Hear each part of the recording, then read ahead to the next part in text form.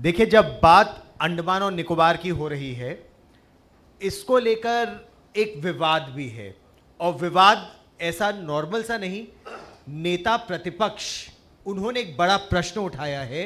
वो कह रहे हैं कि जो पूरा ग्रेट निकोबार आइलैंड प्रोजेक्ट है, किरण रिजिजू जी, ये ग्रीड ओवर ग्रीन है कि करोड़ों पेड़ काट दिए जाएंगे, इतना बढ़िया यहां का प्रिस्टीन रेन फॉरेस्ट है वो बर्बाद हो जाएगा केवल पैसा बनाने के लिए।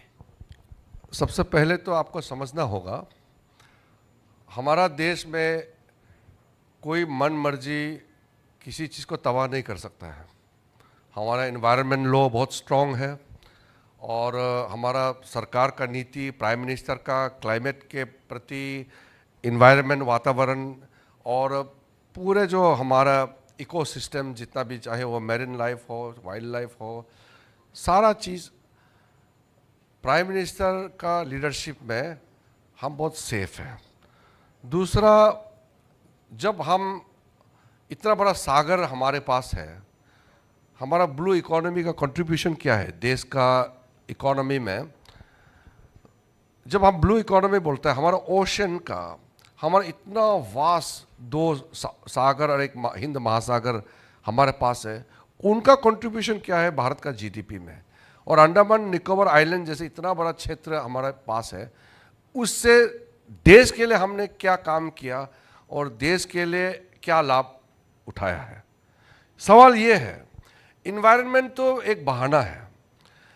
यहाँ जो नेटिव जितने भी लोग रहते हैं, चाहे वो निकोबार में शोम्पेन ट्राइब हो, चाहे वो निकोबारिस हो, ग्रेट अंडमानिस हो, जारावास हो, यहाँ नॉर्थ सेंटिनेलिस हो, किसी को आज तक भारत सरकार का जब से आज़ादी से लेकर आज तक कोई डिस्टर्ब नहीं किया गया है।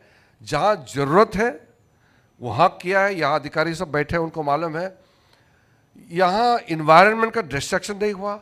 इतना बड़ा क्षेत्र हमारा, यहाँ जो टेरिटरी है अंडमान, यहाँ जो नेसेसरी सेटलमेंट जिसको करना था, हमारा चाहे वेस्ट बंगाल से आए हो, तमिलनाडु से, आंध्र प्रदेश से, अलग अलग जगह से काफ़ी लोग हैं, वो भी पूरा नियम के तहत ही रहता है। वो जाके जंगल नहीं काटते हैं, यहाँ जाके बम नहीं मारते हैं सागर में जा कर के, यहाँ जा कर के इलीगल काम करके स्मगलिंग नहीं करते हैं।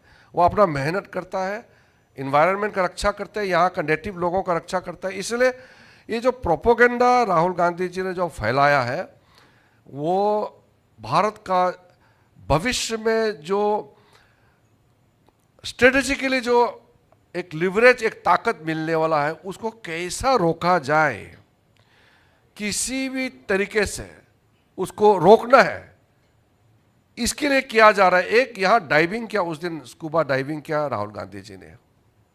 एक स्कूबा डाइविंग का पीछे 26 करोड़ रुपया खर्चा करके पूरा इकोसिस्टम ने वो न्यूज़ को फैला करके और वो स्कूबा डाइविंग को हमारा मेरीन लाइफ इन्वायरमेंट से जोड़ते हुए जो प्रोपोगेंडा किया, ये सिर्फ भारत में ही नहीं, 26 करोड़ रुपए का खर्चा हुआ आप कह रहे हैं राहुल गांधी के स्कूबा डाइविंग करने में अंडमान निकोबार? पूरा जो इकोसिस्टम ने खर्चा किया 26 करोड़ रुपए। आप सोचो कितना बड़ा ताकत इस प्रोजेक्ट को रोकने के लिए ये लोग काम कर रहे हैं। लेकिन देश का नीति, हमारा नेतृत्व का सोच और हमारा जनता अब सब मालूम हो गया।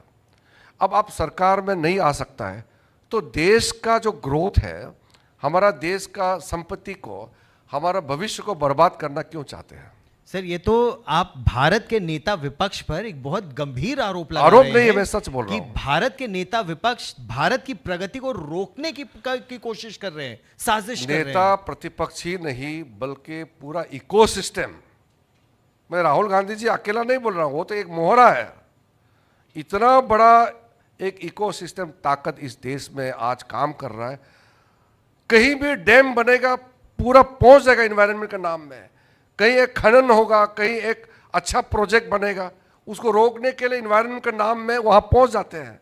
एक हाईवे प्रोजेक्ट करेगा, उसको रोकने के लिए पूरा का पूरा उनका प्लाटून पहुँच जाता है। PIL फाइल करेगा, प्रोटेस्ट शुरू कर देगा। ये जो जमावड़ा एक ग्रुप है, इन लोगों ने तो देश को पूरा तबाह करके रखा हुआ है। और इन्हीं लोगों का आशीर्वाद से इतना लंबे समय तक उनका जो सरकार चला था, तो देश को तरक्की के रास्ते पे तो लेके नहीं आया। आप जब मोदी जी के नेतृत्व में देखिए जो तरक्की हम लोग कर रहे हैं और भरोसा जनता से हम प्राप्त कर रहे हैं, तो उसमें फ्रस्ट्रेशन होने का कोई ज़रूरत नहीं है। अगर जनता आपको वोट नहीं देते हैं या आप सत्ता में नहीं आया, तो जनता ही भगवान है लोकतंत्र में, तो उसको देश को क्यों गाली करना है? देश का तरक्की को रोकने का कोई ज़रूरत नहीं है। तो किस तरह से अंडमान निकोबार प्रोजेक्ट का जो GNI great Nicobar island project है, उससे देश की तरक्की होगी, अंडमान निकोबार की तरक्की होगी, जो उसके न बनने से रुकेगी? और आप उत्तर पूर्व से आते हैं, आप अरुणाचल प्रदेश से आते हैं, तो जो खतरा एक पड़ोसी से भारत को है वो आप भली भांति समझते हैं। किस तरह से विकास की उन योजनाओं को रोका जा रहा है आपके मुताबिक? किसी देश को टारगेट करके हम चर्चा नहीं करना चाहते। स्ट्रेटेजिकली जो हमारा एडवांटेज क्या है, कोई भी प्रोजेक्ट जब लगाते हैं भारत सरकार, विशेष करके जो मेगा प्रोजेक्ट, बड़ा प्रोजेक्ट आते हैं, उसको अगर आप अपोज करना है तो आप बारीकी से समझाइए लोगों को। आप बिना तर्क और बिना एक्सप्लेन किए असली वजह, ऐसे ही आप हवा में बोलेंगे कि एनवायरनमेंट बर्बाद करेंगे, ये प्रोजेक्ट से सबको नुकसान होगा, ऐसे हवा में बोल करके आप प्रोजेक्ट रोक नहीं सकते हैं। नहीं, जैसे 1.5 करोड़ पेड़ काट दिए जाएंगे वहां पर जो, अच्छा आज आपने डाइविंग की, तो जो अंडर सी कोरल है वहां पर, वो वहां डिस्ट्रॉय हो जाएगा। टर्टल की जो वहां पर नेस्टिंग होती है, लेदरबैक टर्टल्स की नेस्टिंग, वो प्रभावित होगी। इस तरह के आरोप लगाए जा रहे हैं। ये जो आरोप लगाया, इसलिए मैं इसको खंडन करता हूं कि बिना तर्क का आरोप नहीं लगाना चाहिए, खास करके जो जिम्मेदारी पद में बैठे हैं। हम लोग पार्लियामेंट में बात करते हैं, ठीक है, बहस होते हैं, वो ठीक है, मगर राष्ट्रीय हित में कोई प्रोजेक्ट होता है तो उसको विरोध नहीं करना चाहिए। और दूसरी बात, जो ये मैरिन लाइफ, यहाँ जो मैरिन इकोसिस्टम का जो बात करते हैं, ये तो अभी एलजी साहब ने बताया, मैंने आज जाके देखा कितना सुंदर दुनिया है अंदर में। उसको बचाने के लिए हमारा सरकार ही काम कर सकता है, इस पे कोई कॉम्प्रोमाइज नहीं होगा। लेकिन तरक्की करने के लिए जो प्रोजेक्ट है वो भी तो करना पड़ेगा ना। हम सिर्फ डाइविंग करके तो अपना जिंदगी तो हम पूरा नहीं कर सकते, कई और काम भी करना है। तो डाइविंग भी करना है हमको, वन संरक्षण भी करना है नहीं, मैं तो सही बात बता रहा हूं, हर चीज करना पड़ेगा ना। इन्वायरमेंट प्रोटेक्शन भी करना है, डेवलपमेंट प्रोजेक्ट भी करना है, यहाँ के इंडिजिनियस जो नेटिव है उनका संरक्षण भी करना है, और यह इंडस्ट्री भी आना चाहिए। और यहाँ जो विश्व का सबसे खूबसूरत जो एक पर्यटन का जो सेंटर, टूरिज्म सेंटर बनना चाहिए, वो भी बनना चाहिए, वंचित तो नहीं होना चाहिए। इसलिए ये जो प्रोजेक्ट जो कह रहे हैं, मैं तो ये मानता हूँ उल्टा हम लोगों ने लेट कर दिया है, पहले होना चाहिए था। और जो डीप ओशन में जो हम लोग एक्सप्लोरेशन, आपको मालूम है deep ocean mission Modi ji के नेतृत्व में शुरू किया है, समुद्रयान हमारा तैयारी है। मैं उस समय जब अर्थ साइंस मिनिस्टर के रूप में भी काम कर रहे थे, तब भी मैंने जा कर के पूरा सेंटर देखा है। हमारे इंडियन ओशन में मैपिंग भी हुआ है, कहाँ कहाँ हम लोग डीप ओशन में जा कर के मिनरल एक्सप्लोरेशन के लिए जो हम लोगों ने अभी शुरू किया है। और 5000 मीटर से अंदर जा कर के हम लोगों ने जो प्रोजेक्ट कर रहे हैं, ये सारा बहुत तेजी से चल रहा है। पहले कभी भी डीप ओशन मिशन वगैरह कुछ नहीं था। तो ये कौन सी ऐसी ताकतें हैं जिसका आप जिक्र कर रहे हैं, जो भारत के विकास को रोकने की कोशिश कर रही हैं, ये ताकतें, और भारत के अंदर ही लोगों का इस्तेमाल कर रही हैं? नहीं, यहाँ हमारा देश में एक जो वामपंथी विचारधारा के ग्रुप तो पहले से ही है। कोई भी अच्छा काम इस देश में होना नहीं चाहिए। जब चीन और भारत का लड़ाई हो रहा था 1962 में, उस समय तो पूरा कम्युनिस्ट पार्टी टूट गया। वो कम्युनिस्ट पार्टी में खेमे जो है चीन का सपोर्ट कर रहे थे, वो आपको मालूम है। फिर वो सीपीआई और सीपीएम में विभाजित हुआ।